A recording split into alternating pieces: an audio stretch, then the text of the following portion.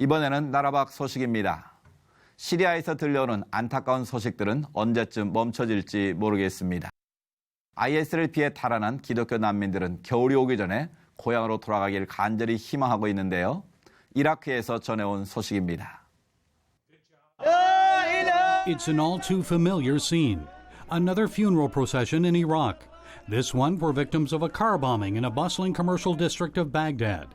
Members of ISIS claimed responsibility for the attack against Shiite Muslims. It comes as ISIS feels the heat, desperate to regain lost ground in both Iraq and Syria.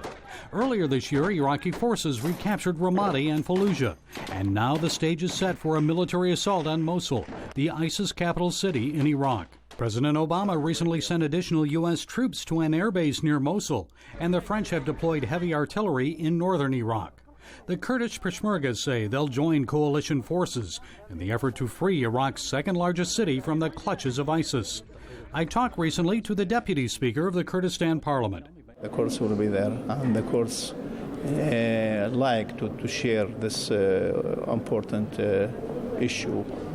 And, this we are neighbor to Mosul, and this ISIS and the terrorist group, they never belong this area.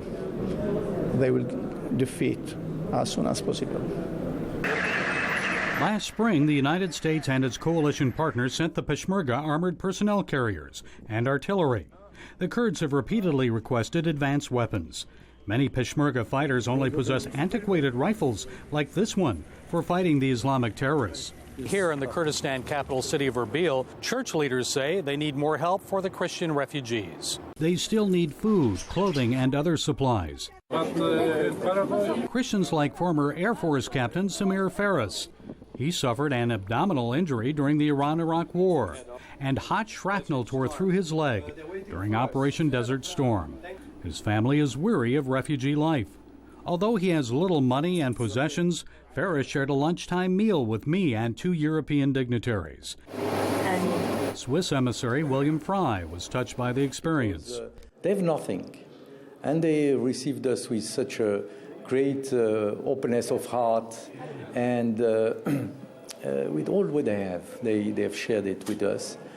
And that is a great lesson. It's a great lesson of humility and of friendship. And maybe faith. And faith, certainly.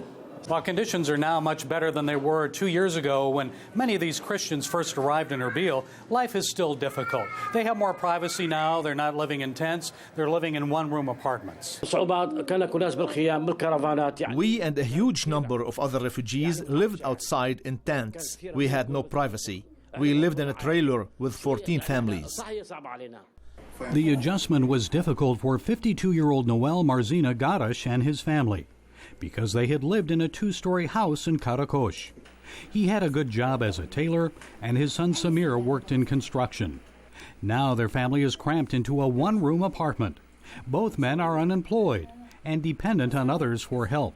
As another winter approaches, these faithful Iraqi Christians are hoping that Daesh, ISIS, will soon be defeated so they may return home. And while they'll have little to go back to, they remain faithful that God will provide. Our situation has not affected our trust in God. Even though we've lost everything, we will rebuild our lives. Gary Lane, CBN News, Erbil, Iraq.